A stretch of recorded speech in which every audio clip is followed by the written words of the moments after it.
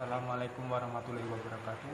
Saya Jumadi dari SPI 2P ingin menyampaikan bahwa tugas UTS semester 2 dari Pak Ferdi berupa pentranskriptan aksara Jawa serat pangasian ke dalam bahasa Latin, kemudian diambil inti dari serat tersebut. Itu merupakan tugas yang sangat berat bagi diri saya pribadi, namun itu tidak mengapa karena tugas tersebut bisa diselesaikan dengan sahabat-sahabat saya yang membantu dari belakang dan dari depan, dan dari semuanya bahwa sahabat itu teman yang paling menguntungkan. Dalam arti kita tidak boleh mengambil sahabat hanya mencari keuntungannya saja, tapi kita juga harus bisa membantu dia ketika dia dalam kesulitan. Istilahnya timbal balik lah, kalau dia saja memberikan yang terbaik kepada diri kita pribadi, apalagi kita harus memberikan kepada dia hal yang terbaik pula.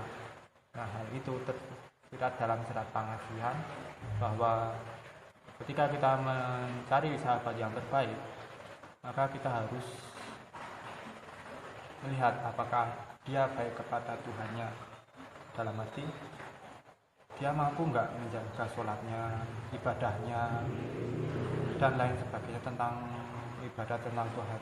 Karena ketika seseorang tidak mampu menjaga hubungannya dengan Tuhannya, itu berarti dia tidak bisa menjaga hubungan dirinya dengan dirimu, karena kepada Tuhannya aja dilupakan, apalagi kepada dirimu. Nah, di sini carilah sahabat yang seiman, dalam arti kalau nggak seiman nggak boleh, ya boleh, tapi kalau nggak seiman itu ada batasan tersendiri.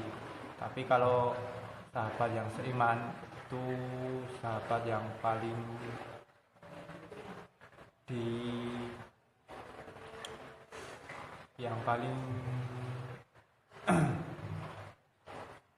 disarankanlah, dalam arti kamu harus memiliki sahabat yang mendampingi seperjuanganmu. Nah, dalam Islam kamu harus tahu bahwa ketika kamu memiliki sahabat yang seiman, bahwa kita dipersaudarakan melalui Islam dan iman kita.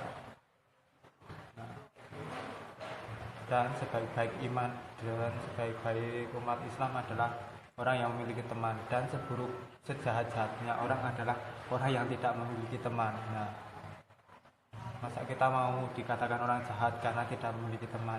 Itu adalah hal yang sangat kecil lah untuk dibahas, bahwa orang yang paling jahat itu adalah orang yang tidak mempunyai teman tetapi memiliki banyak musuh.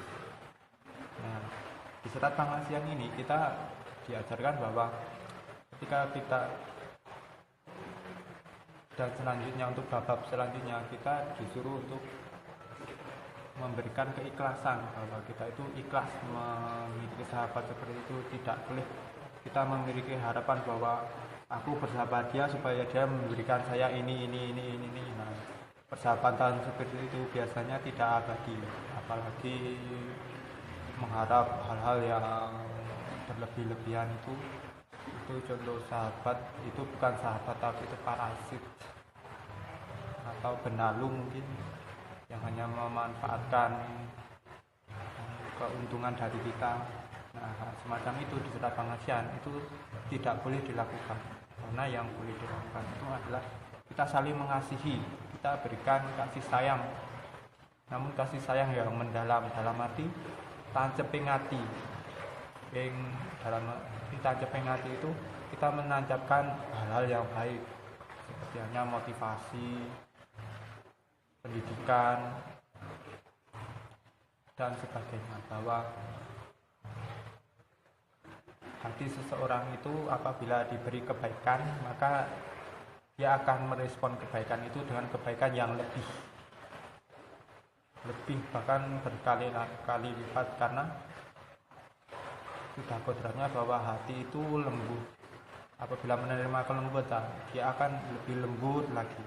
Dan kebaikan-kebaikan itu akan membersihkan hati yang kotor. Dan ketika kita memiliki hati yang kotor, ya jalan terbaik itu adalah ya memperbaiki diri kita dengan yang Maha Kuasa, supaya hati kita dibersihkan, disucikan, supaya kita menerima hal-hal yang baik itu mudah. Karena hati yang kotor itu sulit untuk menerima kebaikan.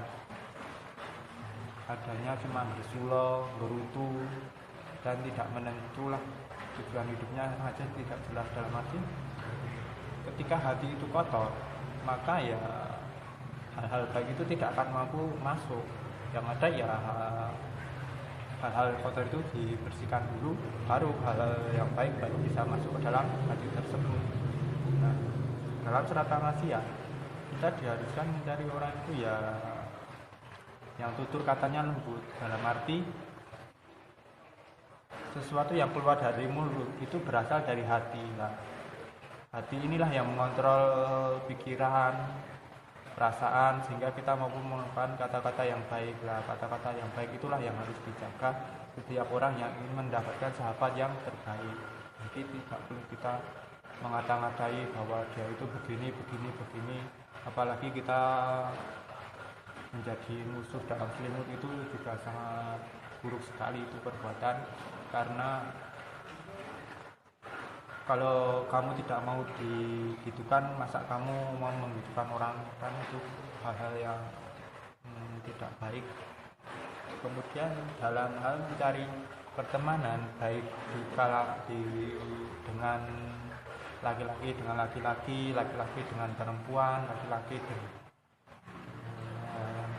orang yang lebih tua, atau laki-laki dengan orang yang, atau orang tua dengan orang yang lebih muda, itu harus bagaimana. Nah, dalam adat Jawa sendiri terdapat beberapa bahasa, yaitu bahasa Krama, bahasa Ngoko, Kromalus, Kromo Inggil.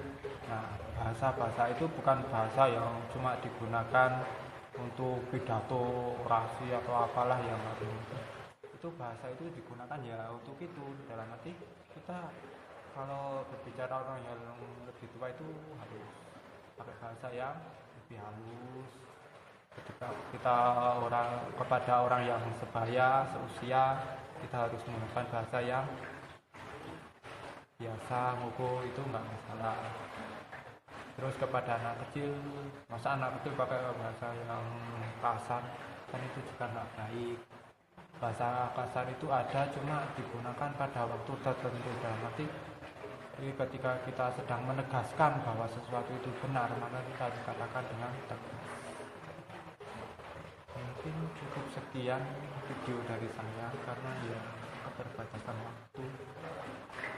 Wassalamualaikum warahmatullahi wabarakatuh.